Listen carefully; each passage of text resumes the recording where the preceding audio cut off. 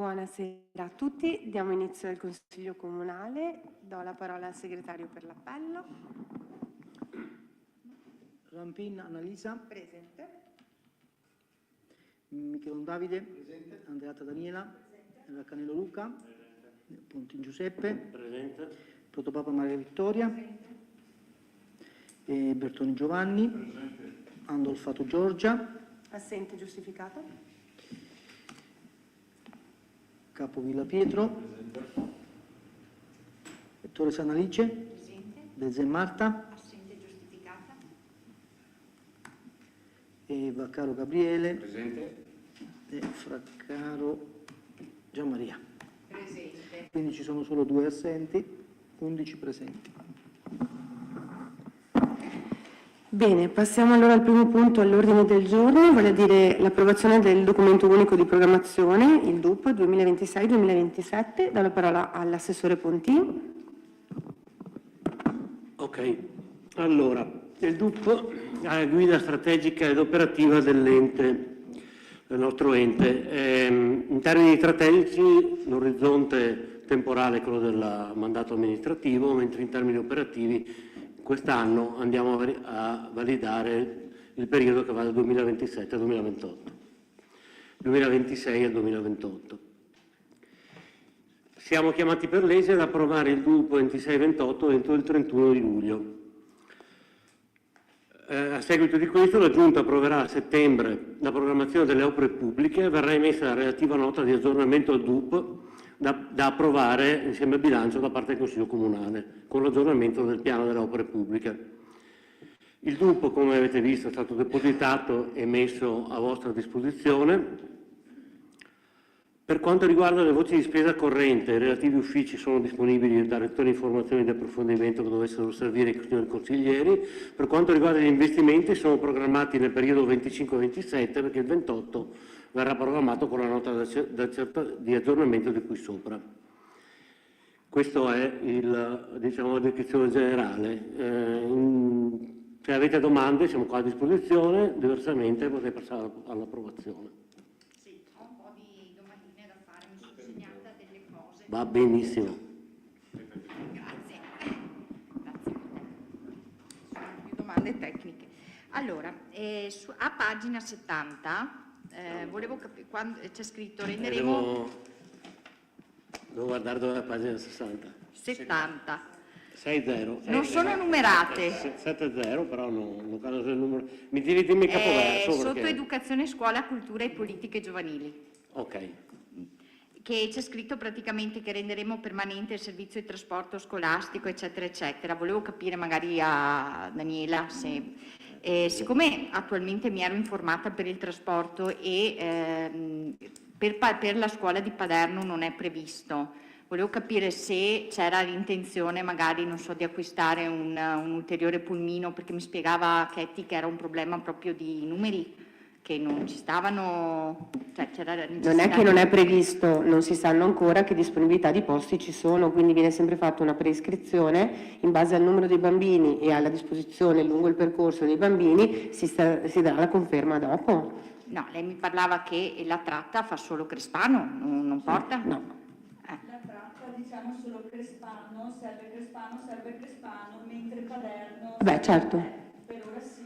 Sì, si era previsto in futuro di riuscire a mettere a disposizione anche questo servizio per la scuola di Paderno, era questa la domanda.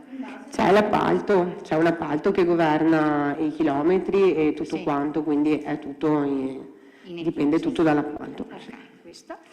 Poi alla pagina successiva, pagina 73, poco dopo, c'è scritto che presso Villafietta hanno deciso di garantire la presenza dell'istituto alberghiero, però adesso abbiamo letto, penso anche voi recentemente anche nei giornali, che sembra che neanche l'accordo per futuro, quello su Possagno, l'idea iniziale che c'era su Possagno sembra andare in porto. Volevo sapere se magari il sindaco aveva qualche notizia in più che noi non abbiamo. No, su Possagno non mi risultava ci fossero una disponibilità, però perché mancano le cucine. Nel senso, concluso l'anno, questo che ci hanno dato di scadenza naturale, poi cosa succederà? La provincia ha detto che non ci sono i numeri per quindi tenere aperto. viene chiuso definitivamente. L'alberghiero sì, si era parlato di trasformare in un ITS o con un'altra offerta, non Sì, alberghiero. sì, no, volevo capire questo. E poi sul discorso, visto che c'è messo del progetto, quello che viene fatto con l'USLO 2, col piano di zona, capire un attimo cosa, anche per i cittadini, insomma, spiegare qual è cosa verrà fatto. Scusa, non ho capito il progetto che c'è nel piano di zona. Sempre nella frase c'è scritto, oltre a garantire la presenza dell'istituto alberghiero, di stiamo parlando di Villa qualificare Fietta? sì, capire un attimo, cioè spiegare così una volta per tutte anche ai cittadini a casa hanno modo di capire che progetto c'è in piedi. Beh, sono dei progetti sicuramente destinati ai minori, c'è tutto un percorso che sicuramente non trova attuazione adesso da settembre, Sì, ma no, che questo è verrà chiaro. programmato, e le cooperative stanno facendo delle offerte, delle proposte rispetto al tipo di progetti con i filippini, chiaramente perché è un rapporto tra ULS e filippini. Sì, questo lo sapevo. Poi, sotto i lavori pubblici, a pagina 76, c'è la ristrutturazione dell'ex cinema per creare la sala polivalente, eccetera, eccetera. Però dopo, nella previsione di spesa, non viene messo quanti soldi, quindi volevamo capire un po' le tempistiche e ipoteticamente entro quale anno è previsto l'inizio dei lavori, se c'è un'idea già. Allora, tra le opere pubbliche è nel 2027. Sì. È chiaro che adesso noi, insomma, cammin facendo, valutiamo anche Quindi poi se... verrà fatto... Sì, sì. neanche Comunque non è questo. stato stralciato, c'è nel Ok. piano delle opere pubbliche. Poi, del parcheggio presso le scuole elementari di Paderno, che questo è a carico dell'amministrazione, anche qua se è previsto una tempistica, se si ha in mente di iniziarlo già nel breve, perché comunque il problema c'è anche attualmente, nel senso che...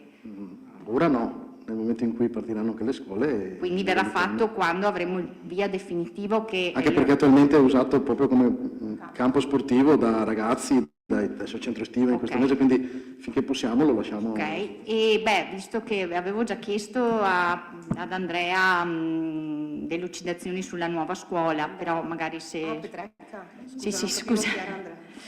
A Petrecca sulla nuova scuola volevamo capire, magari così veniva chiarito anche qui in Consiglio le tempistiche per cui sono previsti gli inizi dei lavori.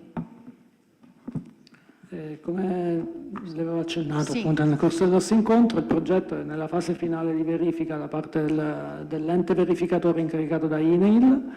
Ormai siamo alle battute finali di questo processo, ho una call fissata mi pare per il 22 la mattina per fare appunto il punto della situazione per la chiusura, poi una volta che il progetto sarà verificato da INAIL e validato, INAIL procederà con le gare.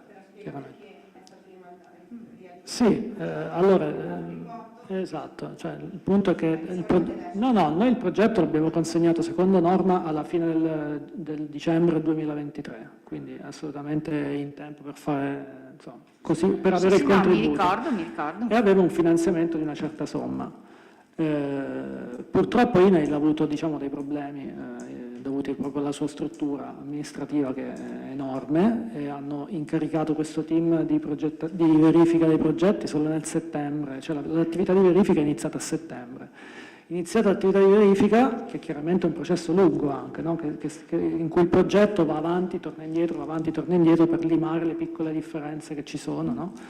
Si è arrivati alla necessità di aggiornare col preziario 2024, quindi si è sostanzialmente dovuto ripartire con una progettazione anche onerosa dal punto di vista del lavoro dei progettisti, che hanno dovuto aggiornare al 2024. Adesso è uscito anche il preziario 2025, infatti la call che ho il 22 proprio per capire se c'è anche questa necessità di fare quest'ultimo aggiornamento di prezzi, per cui il costo è aumentato, ma INAIL fino adesso ha attestato e ha continuato a garantire che l'opera si farà. E poi un'altra cosa che ci era giunta all'occhio, l'assunzione a tempo parziale determinato di un dipendente che dovrà occuparsi dell'area informatica. Volevamo capire sostanzialmente, siccome questo dipendente lavora anche per un altro comune, quindi se c'è un guasto durante l'orario normale degli uffici, riuscirà a garantire una copertura oppure lavorerà solo extra orario del suo lavoro, diciamo, primario?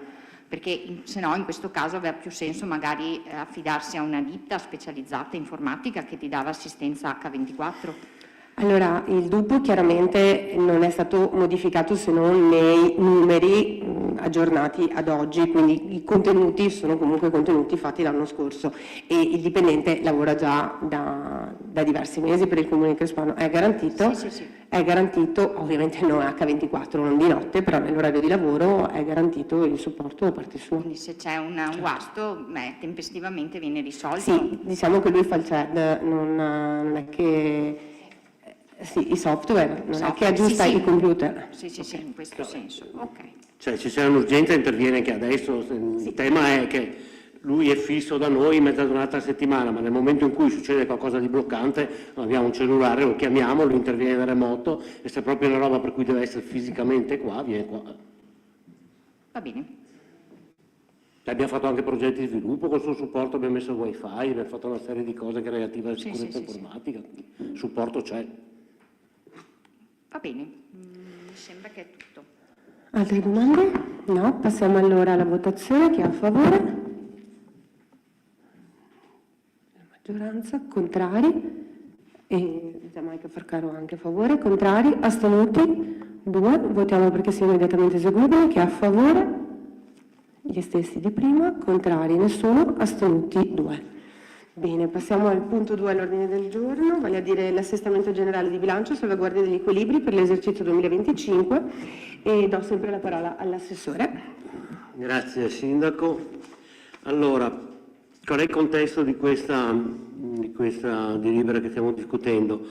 Il Comune ha approvato il DUP 25-27 nella fine 2024, bilancio di previsione relativo e abbiamo già avuto diversi aggiornamenti in termini di variazioni e riaccertamenti al bilancio nel corso del 2025. L'obiettivo è quello di verificare la salvaguardia del bilancio e la correttezza delle poste contabili.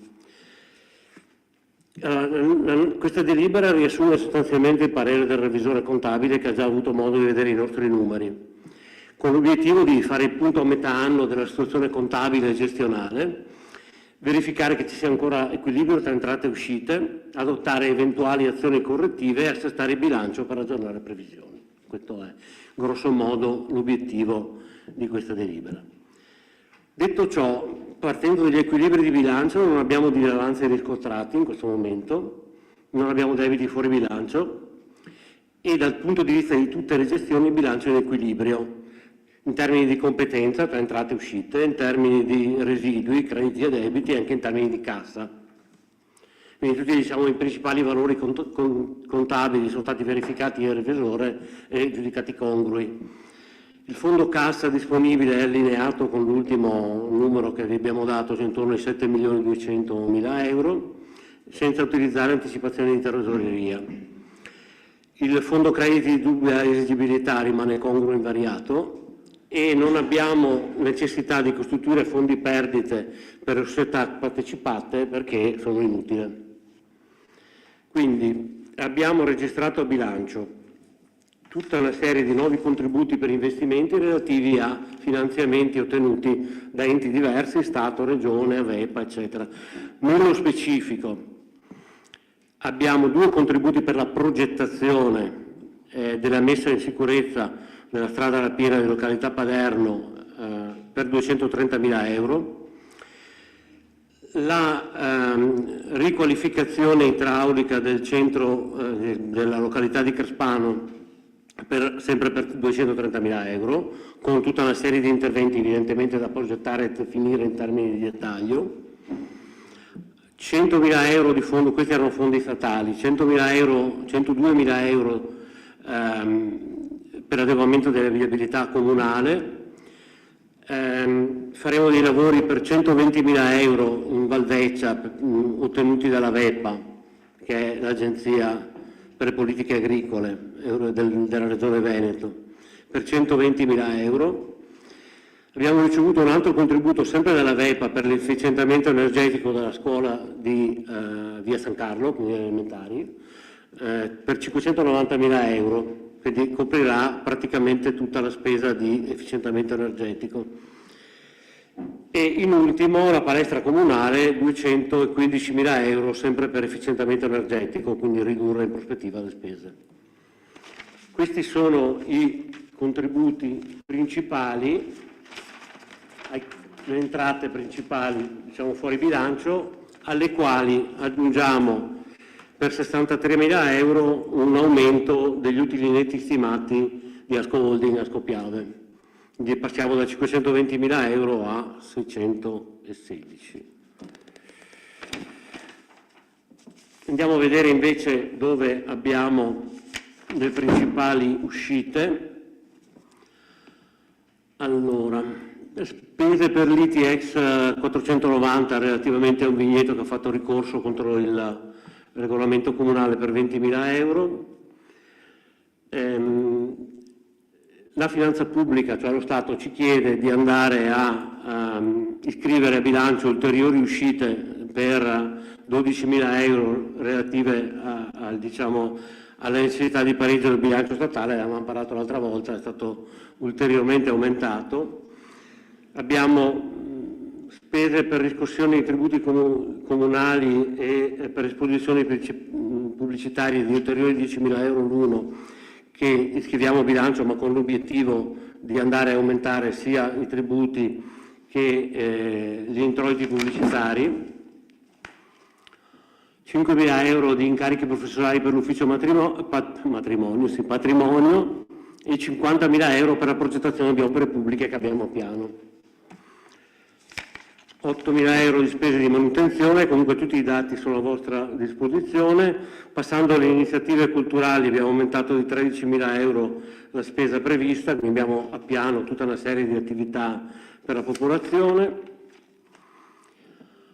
Anche i contributi per le associazioni sono stati aumentati di 7.000 euro e poi, andando rapidamente a concludere, abbiamo aggiunto una posta nuova per la manutenzione degli impianti, dei nuovi impianti di illuminazione pubblica, che era necessario mettere a bilancio perché ormai il periodo di progetto è finito, quindi passiamo alla manutenzione ordinaria e quindi serve avere questa cifra. Abbiamo aumentato di 10.000 euro il fondo di riserva della Giunta.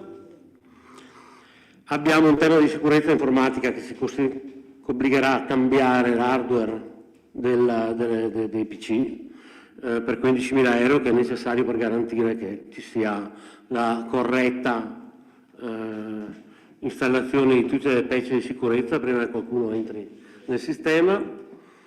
50.000 euro per incarichi di urbanistica e tendenzialmente questo è tutto. Aggiungerei soltanto che abbiamo aggiunto 10.000 euro per la realizzazione del nuovo sito turistico, che non è il sito internet del comune, ma è il sito orientato ai turisti, che fa parte di un progetto complessivo online e offline che prevede una piantina, la realizzazione del sito con tutta la parte informativa e un'ulteriore parte di media con una breve trasmissione televisiva. Detto ciò, ho detto tutto. Le cose più importanti dopo. Grazie Assessore, non so se ci sono domande, prego, consigliere Vaccaro. Prova. Due curiosità più che altro. Gli incarichi urbanistici, quindi progettazione, se si poteva sapere di cosa si tratta? Intendiamo fare una variante al PATI, perché ormai il PATI ha 15 anni e quindi ci sembra giusto andare a intervenire soprattutto nell'ottica del comune unico. Ok. E l'altra sull'efficientamento energetico, bene che sia stato colto il fondo. Volevamo solo capire se i lavori che verranno fatti, visto che comunque verrà fatta una nuova scuola, verranno fatti anche in funzione di una futura cambio d'uso dello stabile, ossia, non so... Certo, è un cambio di serramenti, quindi l'edificio, il cappotto e il cambio di serramenti. L'edificio è antisismico perché appunto è stato adeguato sismicamente, quindi è ovvio che è un edificio che può diventare strategico per associazioni o per altre cose. No, era più che altro per capire che dopo non andasse demolito magari... No, non c'è nessun motivo per demolirlo, Grazie anzi. mille. Niente, grazie a lei. Ci sono altre domande? No? Passiamo allora alla votazione. Chi è a favore? Maggioranza e Giamaica. Contrari? Nessuno. Astenuti? Baccaro e Toresan. Immediata eseguibilità. Chi è a favore? Iso come prima. Astenuti? Baccaro e Toresan. Contrari? Nessuno. Passiamo ora al punto 3, vale a dire regolamento del procedimento dei criteri per l'applicazione dell'indennità pecuniaria paesaggistica, l'approvazione. Do la parola al vice sindaco.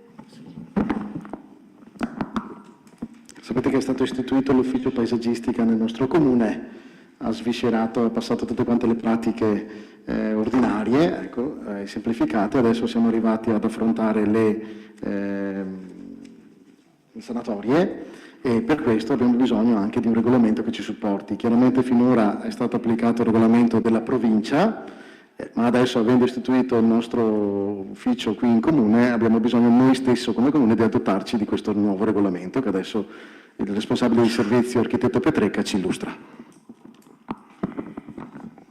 Sì, al Consiglio è proposta quindi l'approvazione di questo nuovo regolamento che appunto come finalità la determinazione dell'applicazione delle sanzioni paesaggistiche che sono propedeutiche in questo caso al rilascio degli accertamenti di compatibilità paesaggistica, le cosiddette sanatorie paesaggistiche. Come accennava il vice sindaco, il Comune si è dotato delle funzioni amministrative in materia paesaggistica ancora nel maggio dell'anno scorso, che precedentemente erano in carico alla provincia di Treviso. Quindi in questo percorso abbiamo ritenuto opportuno basare il nuovo regolamento su quello che era provinciale, che era in vigore dal 2012, aggiornandone quindi l'impianto tariffario e gli aspetti che non sono più in linea con la normativa vigente. Quindi questo regolamento di fatto definisce i criteri per l'applicazione di questa indennità pecuniaria paesaggistica alla luce sia dell'articolo 167 del Codice dei Beni Culturali che del nuovo articolo 36 bis del testo unico che è stato introdotto dal cosiddetto salvacasa, il decreto legge 69-24 come convertito in legge. Chiaramente in questo percorso abbiamo cercato di far sì che le sanzioni dove applicabili fossero determinabili in maniera trasparente, oggettiva e soprattutto proporzionate alla gravità delle violazioni, come stabilito da recente giurisprudenza che su questo tema ha abbastanza insistito. Brevemente, per illustrarvi i contenuti del regolamento, gli aspetti più importanti, queste procedure, come accennato, si applicano alle opere realizzate senza autorizzazione paesaggistica o in difformità, e quindi riguardano solo quelle realizzate in zona di vincolo, per capirci. Posto che la sanzione principale in questi casi sarebbe la demolizione, in questo caso, qualora le opere fossero compatibili col paesaggio ma non autorizzate, si può applicare una sanzione pecuniaria che equivale al danno causato o al profitto derivato dall'abuso. Se un'opera è abusiva, quindi si può procedere con un accertamento di compatibilità paesaggistica e applicare una sanzione pecuniaria. Questa sanzione pecuniaria, appunto, come accennavo prima, equivale al danno causato al profitto derivato dall'abuso. Il danno viene calcolato mediante una perizia giurata, perché è stata abrogata una legge regionale che definiva prima i criteri del danno, e questo è uno dei motivi per cui abbiamo dovuto aggiornare il regolamento, mentre il profitto è calcolato con una percentuale del valore catastale, a seconda della gravità dell'abuso, oppure secondo i valori forfettari che stabiliamo nel regolamento, come stanno facendo un po' i comuni che hanno preso in mano il tema. Questo regolamento viene applicato anche alle opere che incrementano indirettamente il valore dell'immobile, quindi non solo in caso di ampliamenti, ma anche ad esempio, non so, un esempio che è citato anche nel regolamento, l'introduzione di un lucernario che dà luce a un ambiente sottotetto che per questo diventa abitabile, ha un aumento di valore. In questi casi appunto anche qua ci sono sanzioni derivate calcolate in base all'aumento di valore dell'immobile. Sono state poi ribadite le norme della provincia sull'applicazione di queste norme legate a abusi svolti nei centri storici o su edifici con grado di protezione, aumentando quindi le sanzioni previste del 50%, e però è stata anche prevista una rateizzazione dell'eventuale sanzione fino a 4 rate semestrali, previa presentazione chiaramente di una polizza fideiussoria. In conclusione, devo segnalare purtroppo, e me ne scuso, che c'è stato qualche elemento del testo che andava eliminato. Nella generazione del PDF sono rimasti 2 copia e incolla che vi lascio che adesso vi illustro, vi lascio la copia con le correzioni. Sì, no, ma sono solo delle righe da togliere laddove si parla di... sì, ne ho un'altra, adesso ve le do, comunque laddove si tratta di... Ecco, pagina 5 e 6, laddove si parla di opera di manutenzione ordinaria e dove si parla di calcolo del danno, sono rimasti come incolla che ho barrato. E c'è anche, appunto, era saltata anche la sanzione a pagina 5 che è di 516,46 euro invece di 500, perché è una sanzione minima di legge. Basta. Ci sono domande? Sono qua.